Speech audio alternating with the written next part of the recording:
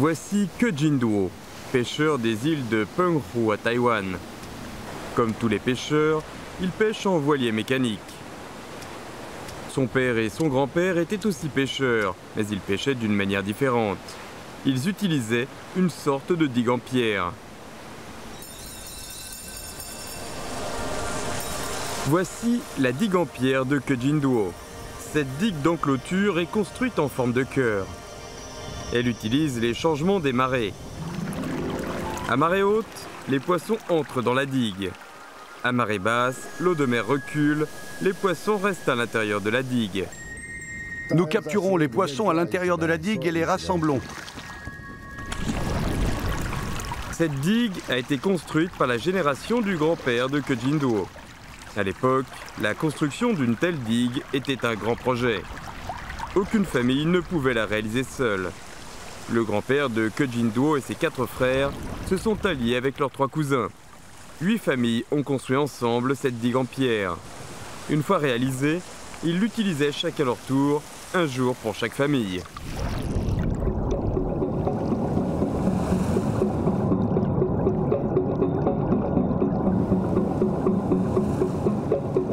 L'entrée de la digue en pierre doit donner sur la marée. Nous devons savoir dans quelle direction s'écoule la marée, si elle s'écoule vers l'est ou vers l'ouest. Elle doit donner sur cette direction-là pour que les poissons puissent y entrer.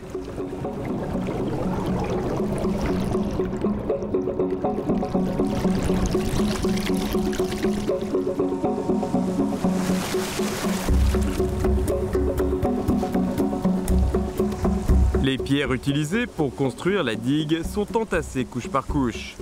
Une digue si grande nécessite énormément de pierres. Comment ont-ils pu transporter les pierres du village? Ce fut un grand défi pour les ancêtres de Ke Jin-duo. Ces pierres viennent toutes de la mer. Certaines d'entre elles pèsent plus de 100 kilos, même 150 kilos. Alors, comment ces pierres ont-elles été amenées ici ? Au tout début, les pierres étaient transportées à l'aide de planches en bois. Il n'y avait pas de machine. Les pierres étaient transportées une à une sur les planches. Et quand la marée montait, ils travaillaient comme ça. Parce qu'avec l'eau, elles étaient plus faciles à transporter. Sans l'eau, elles étaient plus lourdes. Une fois les pierres arrivées, elles ont été entassées en digue avec une paroi extérieure verticale et une paroi intérieure oblique de 5 degrés. Cette inclinaison provient des riches expériences des ancêtres. Elle résiste mieux au vent et aux vagues. Quand les vagues arrivent, elles ne détruisent pas la digue. La couche supérieure de la digue est la plus importante. Si elle n'était pas bien construite, les pierres pourraient tomber progressivement et toute la digue s'écroulerait. Ainsi, les 8 familles de la génération du grand-père de Ke Jin-duo, en agissant d'un même cœur et d'une même volonté, ont construit pierre après pierre cette digue d'enclôture. Cela leur a pris 8 ans.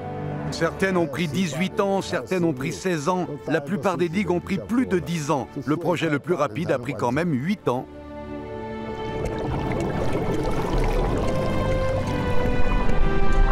Cette digue en pierre n'est plus en service depuis longtemps, mais son histoire donne à Ke Jin-duo une grande fierté. Pour lui, c'est la gloire de sa famille. On dit que ce savoir-faire a été introduit de la Chine continentale. Sur l'île Jibei, la méthode de pêche par digue en pierre, pour dire vrai, doit provenir de la Chine continentale. Elle doit remonter à plus de 300 ans.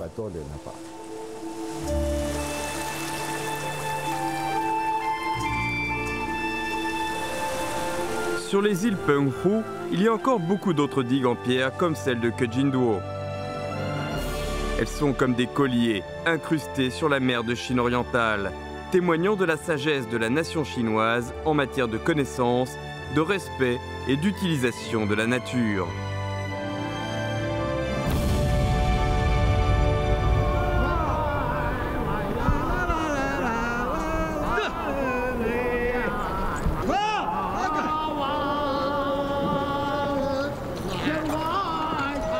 Je suis un villageois de Longwan. Je m'appelle Li Yangbin. Je conduis des radeaux en peau de chèvre dans notre village, Longwan. Li Yangbin a grandi au bord du fleuve Jaune. Ils naviguent sur des radeaux en peau de chèvre sur le fleuve Jaune depuis plus de 30 ans. Ce moyen de transport ancien était appelé sac en cuir avant la dynastie Tang. Il est léger, petit et à faible tirant d'eau. C'est idéal pour naviguer sur le fleuve Jaune. Aujourd'hui, Ling Bin va transporter des pommes, jujubes et laine fraîchement récoltées pour les vendre à la foire la plus proche, située à la gorge de Heishan. Ling Bin habite au village Longwan, en amont du fleuve Jaune. Ici, le fleuve Jaune présente plusieurs coudes, tel un dragon, d'où le nom du village. D'un côté se trouve le fleuve Jaune et de l'autre les falaises. Le fleuve Jaune est ainsi l'unique voie reliant le village Longwan au monde extérieur. De génération en génération, il voyage principalement en radeau en peau de chèvre. Il y a quelques années, une route a été construite dans le village. Mais le trajet vers la gorge de Heishan est de seulement 70 km. Ling Bin pense qu'il n'est pas nécessaire de louer une voiture. Le radeau en peau de chèvre reste un moyen plus économique. Tout le monde, vous êtes prêts? Oui! Nous allons partir? D'accord!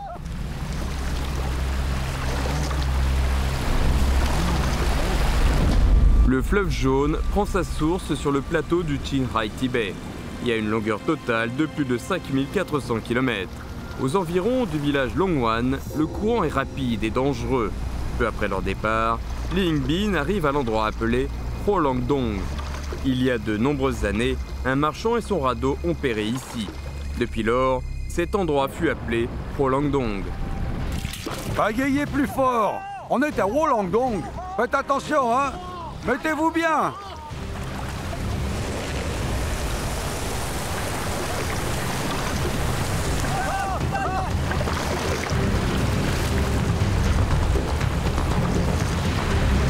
Il y a deux grands tourbillons. Vous devez les traverser par le milieu et non sur les côtés. Le courant sur les côtés va vous entraîner dedans. Vous aurez beaucoup de peine pour sortir. Ça tourbillonne en cercle.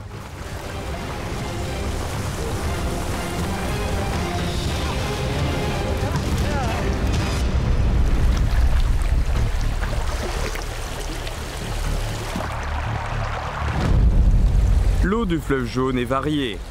À peine ont-ils passé Rolangdong, le courant devient lent et paisible, et l'eau est moins profonde. Cependant, sous l'eau peu profonde, il y a des récifs. Le radeau en peau de mouton de Ling Bin risque d'être déchiré facilement. Monsieur, les radeaux sont coincés. L'eau est peu profonde ici. Elle n'a qu'une profondeur de 3 ou 4 mètres.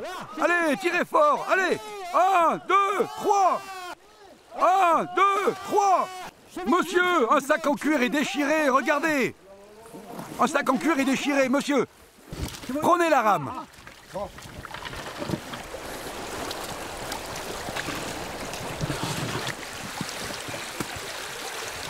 Monsieur, c'est déchiré ici, regardez. Il y a une fente, c'est déchiré. Courbez la pièce, étendez-la, puis cousez-la point par point. Alors pourquoi on utilise une corde en lin?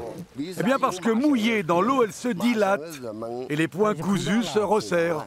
C'est un peu comme la réparation des chaussures.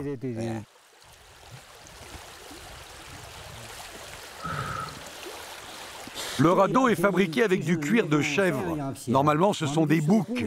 Plus la chèvre est vieille, plus elle a vécu, plus sa peau est épaisse et solide.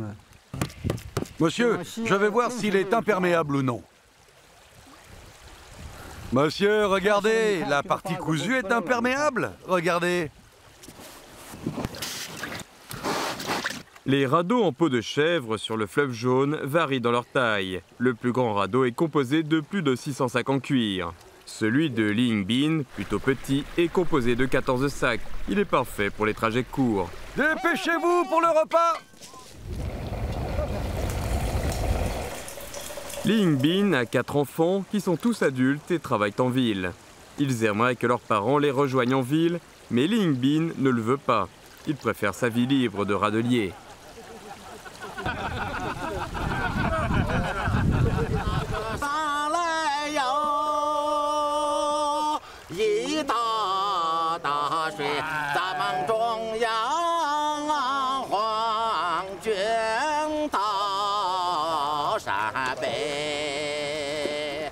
La vie de radelier est très fatigante et très dure, mais on est libre, on est heureux. Quand j'ai des ennuis, quand je suis déprimé ou quand ma femme me fait des scènes, je vais naviguer avec mon radeau en peau de chèvre, chanter, me laisser porter par le courant. Ça me rend joyeux. Peu après leur départ dans l'après-midi, ils arrivent à la falaise Guanyin.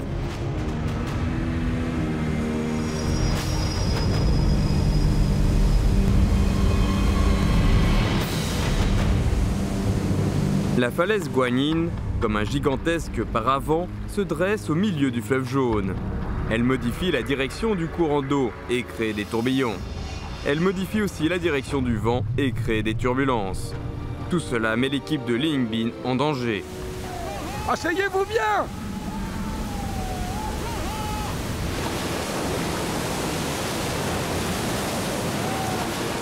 Le plus terrible, c'est le vent. Le vent le plus violent.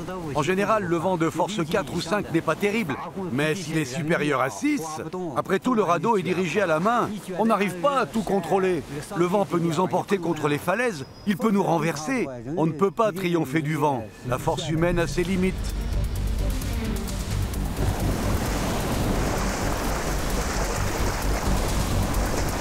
Quand il y a de grandes vagues, vous devez pagayer fort, sinon vous resterez coincé. Vous devez vous asseoir à l'arrière, écarter la vague et la stabiliser.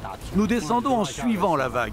L'eau à côté de la pointe de la vague est en creux. Si vous allez de côté, vous serez renversé. Vous devez aller sur la vague. Allez messieurs, faites attention!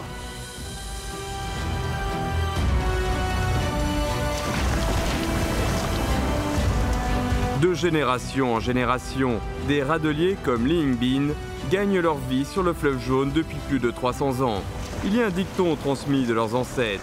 En cas de grande vague, allez sur la pointe de la vague.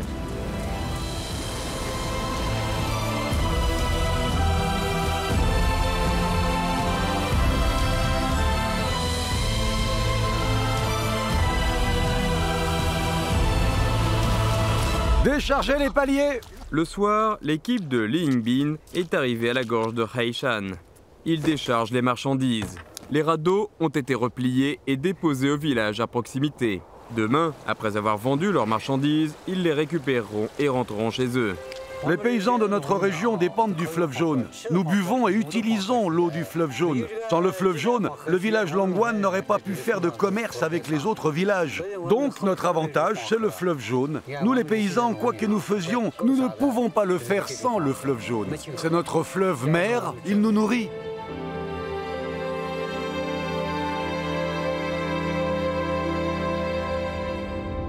Le lac Poyang, le plus grand lac d'eau douce de Chine. Il se situe dans le nord du Jiangxi, à la rive sud des cours moyens et inférieurs du fleuve Yangtze.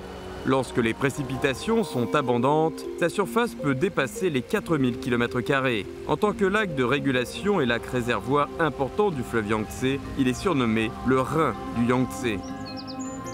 Dai Meixia est une pêcheuse du village Guanyin au bord du lac Poyang.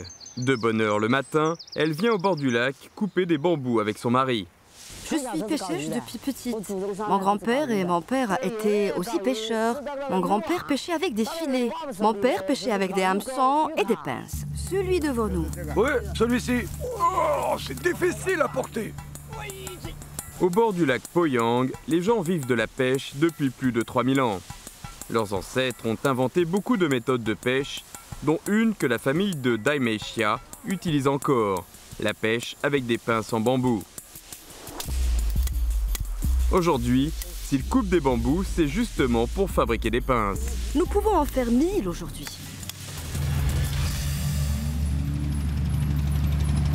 Alors que Dai Meixia coupe des bambous, Feng Juing, qui habite au bord du lac, vient de se lever. Je viens de Duchang. Je me suis mariée au district de Poyang en 1996. Avant, je ne vivais pas de la pêche. Les gens de mon village natal cultivent les terres. Ici, les gens pêchent. Je pensais que la pêche serait moins fatigante. Donc, je me suis mariée ici. Mais en fait, la pêche est bien plus pénible. À peine mariée, Feng Juing avait le vertige dès qu'elle embarquait. Elle ne savait pas pêcher. Chaque année, elle devait passer 6 mois sur un bateau, ce qui la mettait mal à l'aise. Cela lui a pris presque 3 ans pour s'adapter à la vie de pêcheur. Plus tard, Feng Juing a appris qu'il existait une centaine de manières de pêcher au lac Poyang. Cette diversité a intéressé celle qui était autrefois paysanne. La vie de pêcheur est devenue passionnante à ses yeux. Récemment, elle a entendu parler d'une manière de pêcher avec des pinces en bambou. Elle veut en acheter un peu pour faire un essai. Aujourd'hui, on a fait du très bon boulot. On va en faire plus. Vers midi, Dai Meishia est rentrée chez elle. Les bambous déchargés, elle fait bouillir de l'eau pour arroser les roseaux. Les pinces de pêche sont fabriquées avec des bambous et des roseaux. Ces roseaux ont été cueillis au printemps. Dai Meishia arrose les roseaux d'eau bouillie à plusieurs reprises pour renforcer leur solidité, de sorte qu'ils ne se fendent pas sous la tension des pinces en bambou. Sans l'eau bouillie, quand la pince est insérée, le roseau se casse. Donc il a besoin d'être chauffé et pliable pour ne pas se briser. Pendant que les roseaux sèchent, Dai Meishia commence à travailler le bambou. Elle taille les fourches de bambou avec des ciseaux spéciaux pour les transformer en aiguilles avec 2 bouts pointus. 3 heures plus tard, Dai Meishia a fait 1000 aiguilles en bambou. Maintenant, les roseaux sont secs. Dai Meishia coupe les roseaux en tronçons longs de 1,5 à 2 cm. Elle attache chaque aiguille en bambou avec un fil fin pour la courber en forme d'arc. Puis elle fait entrer ses bouts pointus dans un tronçon de roseau et met un grain de riz dans le tronçon comme appât. Une pince en bambou est ainsi fabriquée.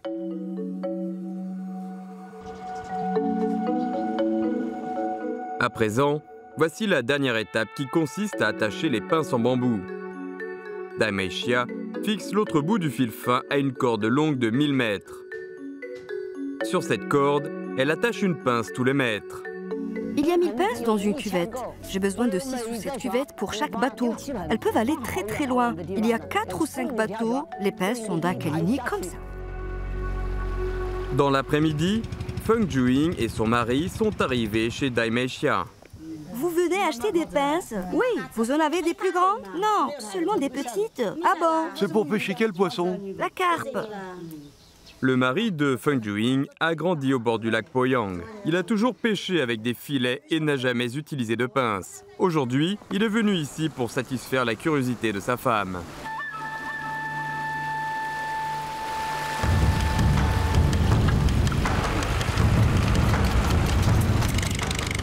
L'endroit où Feng Juing pêche est l'île Changshan, au centre du lac Poyang. Le mois de mai est une saison sèche. Sur tout le lac Poyang, seule la zone autour de l'île Changshan a encore de l'eau. Il pose les pinces en bambou dans un endroit où l'eau est paisible.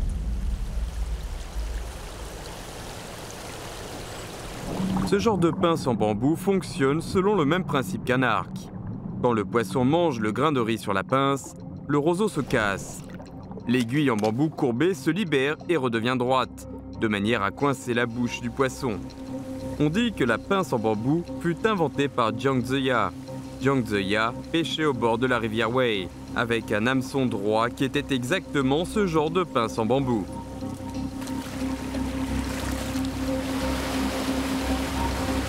« 30 minutes plus tard, Feng Juing commence à tirer le filet. Voilà des poissons.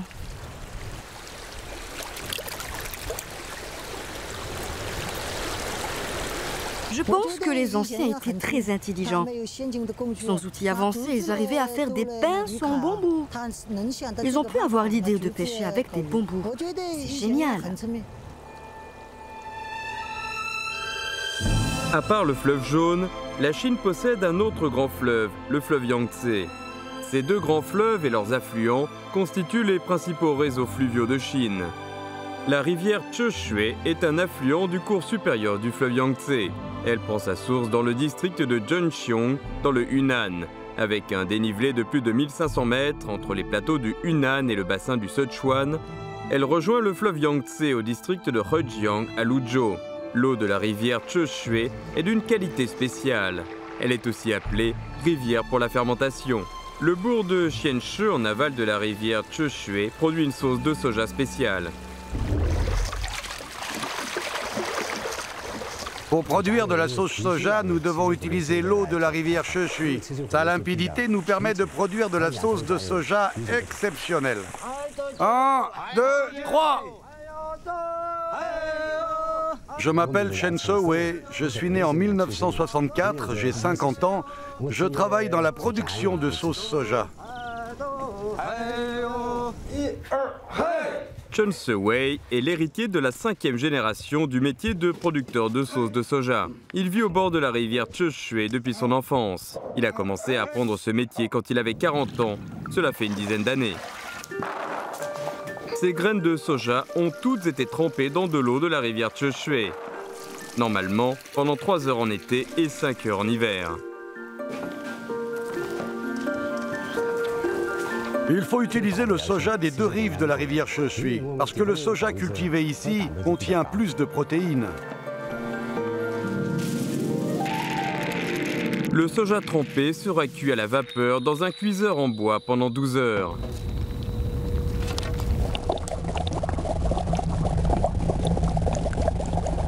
Il existe une astuce pour la cuisson à la vapeur. Si vous en mâchez et que ça semble moelleux, ça y est. Quand la couleur des graines de soja devient foncée, il faut éteindre le feu et les laisser dans le cuiseur pendant 12 heures.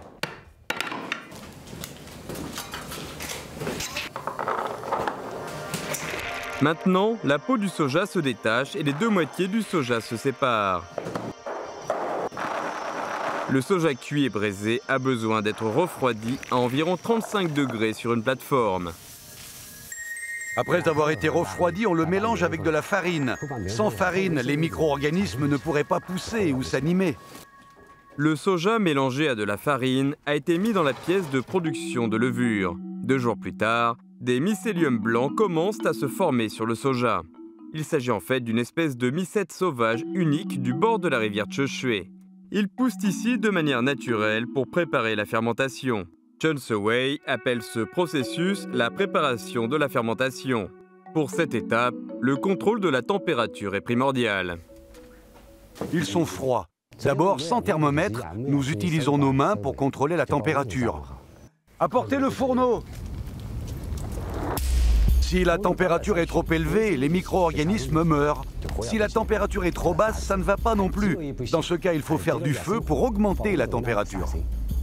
Après que les mycéliums blancs ont recouvert le soja, grâce à la température maintenue pendant 5 jours, ils deviennent vert jaune. La préparation de la fermentation est terminée. Chen Se-wei verse le soja préparé dans les vases de fermentation et y ajoute de l'eau salée de 18 à 20 degrés baumée, puis il mélange de façon homogène.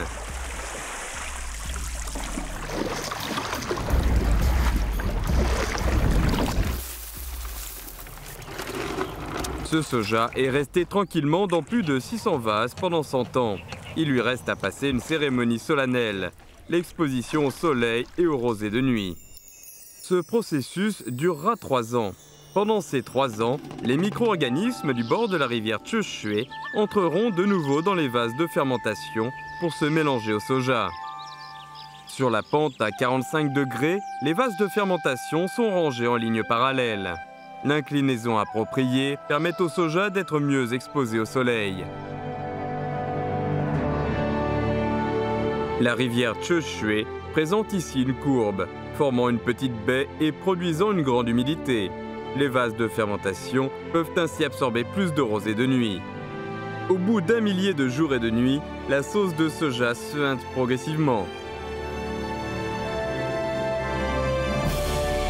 500 kg de soja produisent 40 à 50 kg de sauce soja.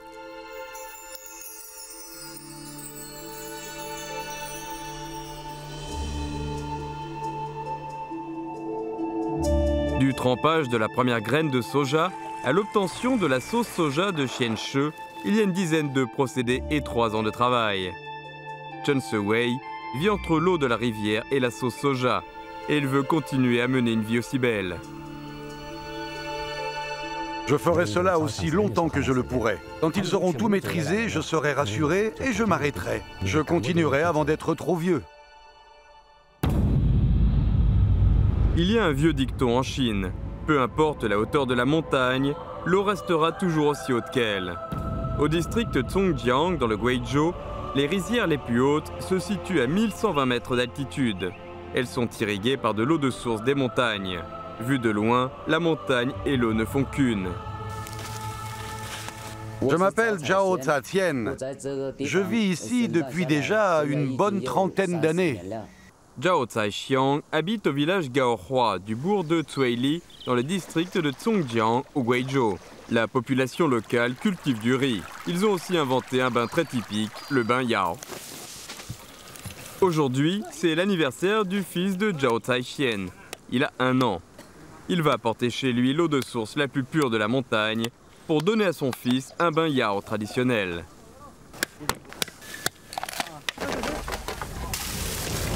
Alors que Zhao Zhaqian coupe des bambous, le médecin Yao du village, Zhao Chengfu, cherche des herbes médicinales sur la falaise. Quand je suis sur la falaise, je vois combien c'est haut. Je suis nerveux et je transpire. J'ai peur. J'ai acheté une corde de professionnel en ville. Je l'attache à un grand arbre sur la falaise, puis je descends lentement. Et puis quand je trouve un endroit pour mettre les pieds, eh bien je reste là. Un bain Yao officiel nécessite 7 à 8 espèces d'herbes médicinales qui ne sont connues que par les Yao eux-mêmes. Depuis l'Antiquité, le peuple Yao n'a pas d'écriture. Les noms des herbes sont transmis de bouche à oreille. Ils ne peuvent être prononcés qu'en langue Yao.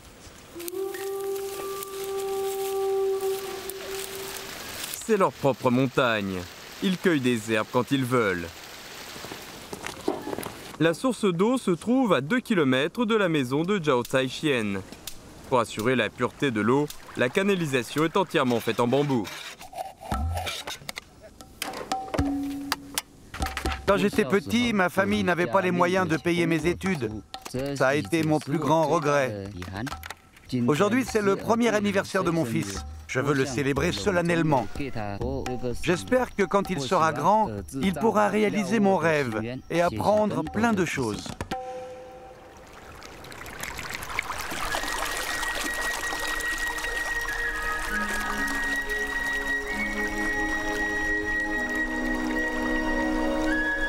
Pour Zhao Zhaqian et les villageois, le bain Yao est une cérémonie officielle et sacrée.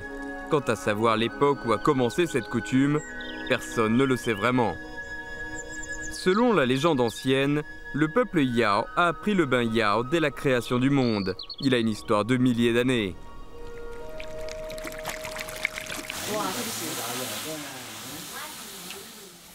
Le soir, Zhao Chengfu, le médecin Yao, est descendu de la montagne. J'ai descendu la falaise, j'ai trouvé 4 herbes médicinales. Chez le peuple Yao, les familles ont toutes une grande marmite comme celle-ci. Une marmite d'eau suffit à une personne pour prendre un bain. L'eau de source est versée dans la grande marmite et les herbes sont mises dedans pour la cuisson. 30 minutes plus tard, les herbes commencent à répandre leur parfum. La température de l'eau est d'environ 40 degrés. Le seau en bois est l'outil idéal pour le bain.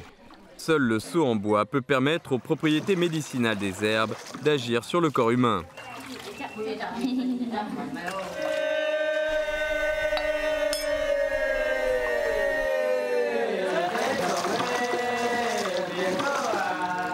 Le peuple Yao vit depuis des générations dans la montagne. Après s'être lavé dedans, nos ancêtres ont trouvé le bain Yao génial. Nous n'avons été nulle part ailleurs. Nous restons toujours ici. Nous vivons ici depuis des millénaires. Le bain Yao est très bon.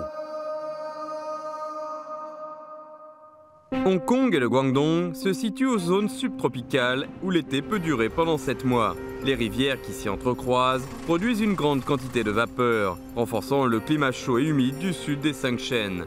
Les gens tombent malades facilement. Les herbes d'une région guérissent les maladies de la même région. Les herbes locales sont pour la plupart de nature froide et amère. Ainsi est née une sorte de tisane capable d'éliminer la chaleur, la toxicité et l'humidité. Elle est devenue représentative de la culture du sud des 5 chaînes dès la dynastie Jin de l'Ouest. Je m'appelle Wang Tianyi. Je suis la fille de l'arrière-petit-fils de Wang Zepang. J'ai grandi dans une boutique de tisane.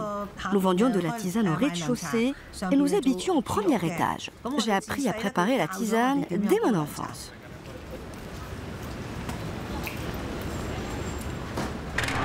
Wang Jieni vient de Hong Kong. Elle est née dans une famille de tisanes. En 1828, l'an 8 de la période Daoguang de la dynastie Qing, le père de son arrière-grand-père, Wang Zebang, a créé la tisane Wang Zebang à Heshan dans le Guangdong.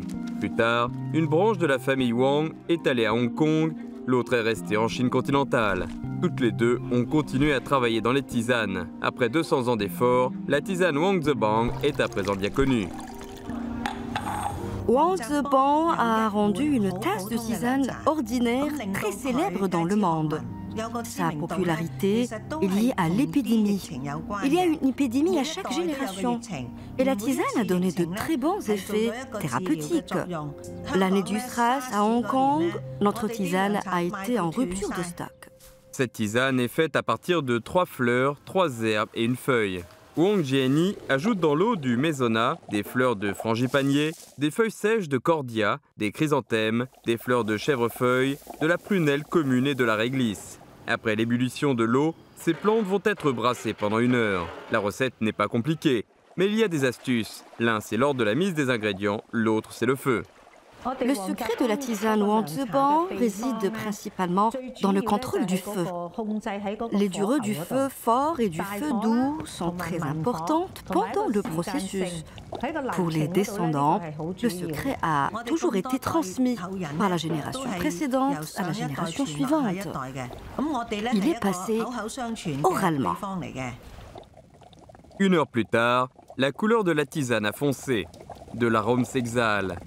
Une tasse de tisane Wang Zebang authentique est faite.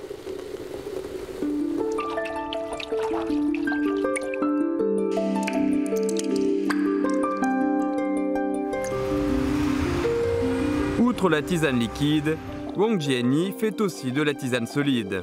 C'est une invention de son père. Comme on était en guerre contre les Japonais, les temps étaient difficiles. Pour préserver la tisane, mon père a dû inventer la tisane solide. Tremper des feuilles de thé pu'er dans la tisane pour qu'elle absorbe pleinement les propriétés médicinales de la tisane. Puis sécher les feuilles de thé afin que les propriétés médicinales de la tisane puissent y être attachées. Quand on veut boire, il ne reste plus qu'à ajouter de l'eau. Voilà, la tisane solide. Ce genre de tisane solide est facile à transporter. Dans quelques jours, Wang Jieni va aller voir sa famille à Guangzhou. Le cadeau qu'elle va leur donner, c'est de la tisane solide. Quand ils ont appris que leur sœur arriverait, Wang Tianzhou et Wang Tianyou, ses 2 frères, sont sortis cueillir des fleurs de frangipanier. Cette fleur est l'un des ingrédients de la tisane. 1, 2, 3 ! Il y a beaucoup de fleurs. Wang Tianzhou et Wang Tianyou sont des descendants de la famille Wang de Chine continentale. Pendant la guerre de résistance contre l'invasion japonaise, la boutique de tisane de leur ancêtre a été détruite. En 1938, l'armée japonaise a envahi Guangzhou. La première boutique de tisane créée par Wang Zebang 100 ans auparavant, dans la rue Jingyuan, fut bombardée et complètement détruite par les Japonais. Après la destruction de la boutique, les descendants de Wang Zebang à Guangzhou se sont dispersés pour survivre. La tisane Wang Zebang, qui avait été exploitée pendant 110 ans, avait presque disparu. Après la victoire dans la guerre de résistance et après avoir subi de dures épreuves, ils ont enfin reconstruit la boutique de tisane dans la rue Haiju à Guangzhou, permettant ainsi au savoir-faire de Wang Zebang d'être répandu. Aujourd'hui, le voyage en train m'évoque l'époque où mon grand-père développait la tisane à Hong Kong. À cette époque-là, il n'y avait pas de boutique de tisane à Hong Kong. La nôtre fut la première.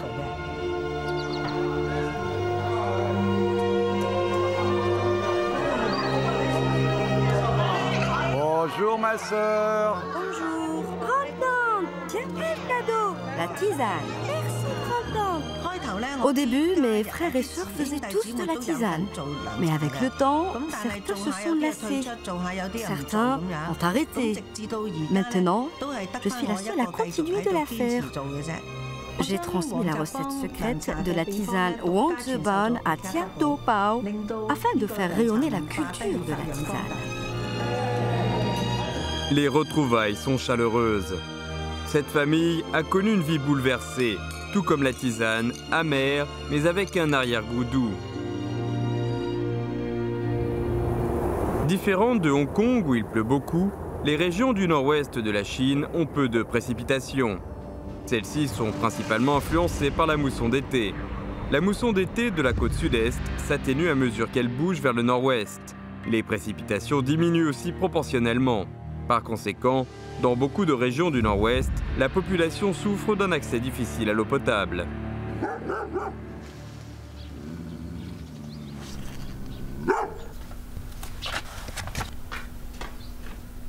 Je m'appelle Dong De-Gui. J'ai 67 ans. Je suis secrétaire du comité du parti de la commune Tianshan du village d'Ongre. La maison de Dong De-Gui se trouve aux frontières du plateau du Laos et du plateau Qinghai-Tibet. 9 ans sur 10, la région souffre de sécheresse. Si un visiteur demande des pains cuits à la vapeur, pas de problème. On peut vous en donner un demi-kilo. Mais on ne peut pas vous donner d'eau. Même un bol d'huile ne peut s'échanger contre un bol d'eau. Si vous voulez échanger un bol d'huile contre mon eau, je ne serai pas d'accord. Récemment, Dong De-Gui a découvert que sa citerne ne pouvait quasiment plus stocker d'eau. Il doit construire une nouvelle citerne au plus vite. Tu sais, j'ai marché pendant plusieurs jours, mais je n'ai rien trouvé. Bien, allons voir là-bas, juste à cet endroit-là. Ça va marcher peut-être. Sans pluie venant du ciel, on ne peut compter que sur l'eau souterraine. Or ici, la texture des sols est compliquée. L'eau tirée sous terre est amère. L'homme et les animaux domestiques ne peuvent pas la boire. Dans ces conditions rudes, les ancêtres de Dong De-Gui ont inventé une sorte de citerne destinée à la collecte et au stockage de l'eau de pluie pour alimenter toute la famille. Actuellement, les 52 familles du village d'Ongre ont chacune une citerne. Construire une citerne n'est pas un petit projet. Cela nécessite 3 à 5 personnes et une dizaine de jours de travaux. Aujourd'hui, Dong De-Gui demande à ses 2 vieux partenaires de l'assister. C'est bon ici? Ça ne pourra pas retenir l'eau. Le pire dans la construction de la citerne, c'est de mal choisir le site. La citerne doit se situer à un endroit favorable à la collecte de l'eau de pluie. La montagne de ce côté est bonne, mais l'eau ne pourra pas être retenue ici. Allons chercher ailleurs. Allons-y. L'emplacement de la citerne doit être sur cette route. Quand il y a un orage, l'eau arrivera ici et ce sera un bon emplacement. Alors on pourra y creuser une citerne. Oh, ici, c'est bon.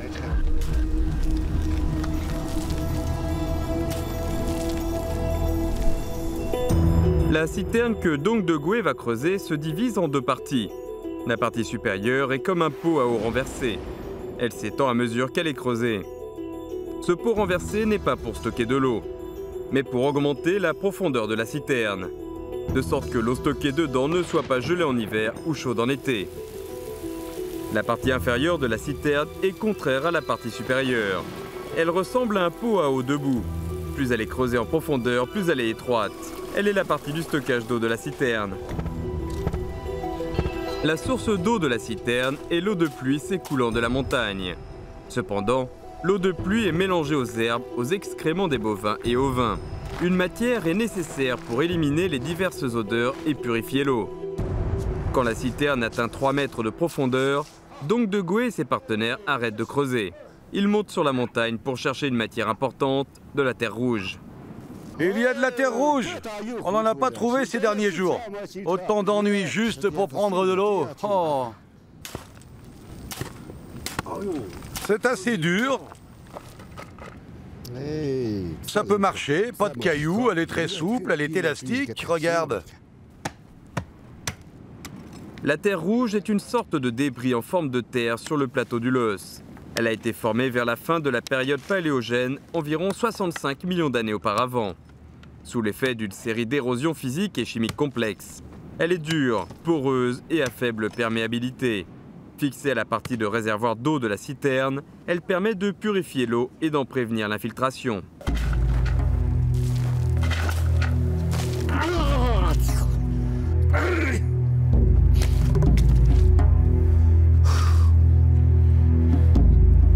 Une citerne nécessite 40 paniers de terre rouge. 40 paniers bien remplis, transportés par l'homme et par l'âne.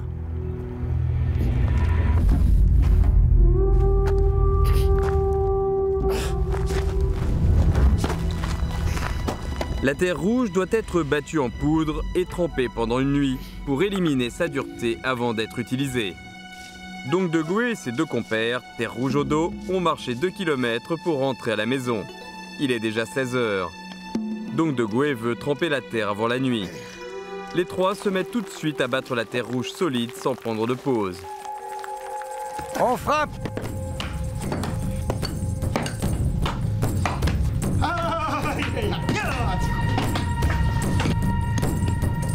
Il faut d'abord la sécher au soleil. Plus elle est sèche, plus elle est facile à tremper. Normalement, il faut la tremper un jour et une nuit. Quand on la trempe, on y ajoute du loess. Puis on attend pour la briser. Et quand on l'aura brisée, on la touchera. Si le loess n'est pas suffisant, il y a des fentes, c'est pas bon. Alors il faut rajouter plus de loess. Après cela, on la brise de nouveau. Et s'il n'y a plus de fente, eh bien ça prouve que la proportion est correcte. Après avoir été battue et séchée, la terre rouge est pétrie en colonnes avec deux bouts pointus, semblables à des clous.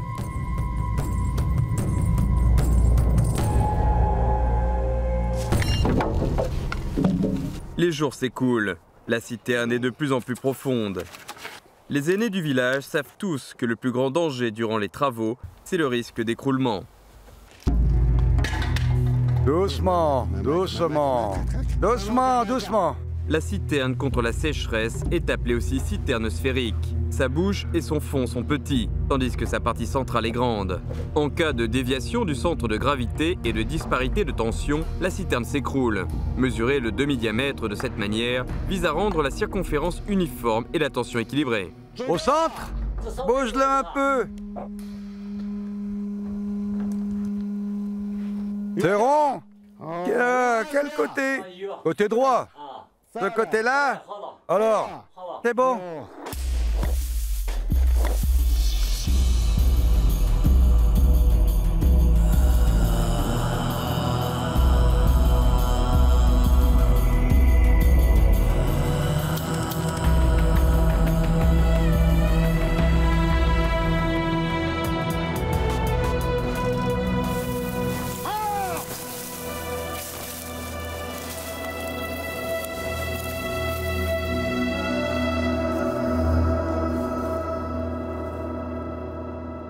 Au 7e jour, la structure de la citerne est bien établie. La terre rouge est déjà sèche. Maintenant, il faut fixer de la terre rouge sur la paroi de la citerne. As-tu bien creusé les trous? Oui. Creuse en oblique alors et verticalement. Des trous aussi larges que 10 doigts. De la même manière dont les femmes font les semelles. Creuse une ligne oblique, puis une ligne verticale. Pour fixer la terre rouge à la paroi de la citerne, Dong Degwe adopte le principe d'incrustation. Ils ont creusé des trous profonds sur la paroi avec une petite ouverture et un grand intérieur. Ces trous profonds échelonnés sont appelés des trous de calage. Le liquide de lin, qui a une grande viscosité, joue le rôle d'adhésif. Les clous en sol, mouillés de liquide de lin, sont incrustés dans les trous de calage. La partie laissée dehors reçoit des coups de poing et de marteau en bois répétés, de sorte que la terre rouge y soit fixée et enveloppe la partie entière de stockage d'eau de la citerne. Ainsi, la citerne contre la sécheresse est finalement construite et peut entrer en service.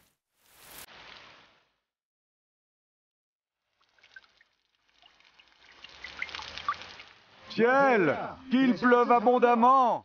Ainsi, les villageois de Dongre mèneront une vie meilleure.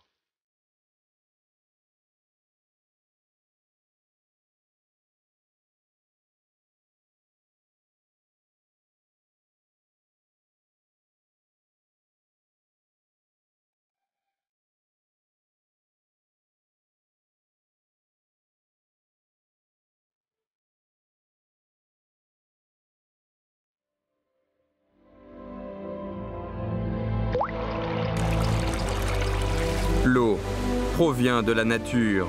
L'eau bénéficie à toutes les créatures, mais elle reste humble. L'eau limpide coule depuis 3000 ans. L'eau et le peuple peuvent à peine se séparer. Ces gens qui nourrissent leur famille avec leur savoir-faire accumulent la terre pour faire des montagnes, l'eau pour faire des mers. En développant des savoir-faire liés à l'eau, ils ont aussi appris auprès de l'eau et trouvé la vertu de l'eau, formant le caractère des Chinois, modestes et discrets. Ce qui est prévisible, c'est que dans la longue histoire de la civilisation chinoise, le lien harmonieux entre les Chinois et l'eau sera maintenu pour toujours.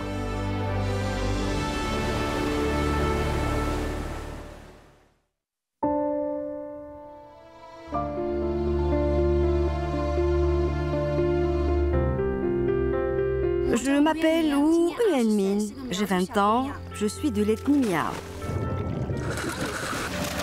Prête?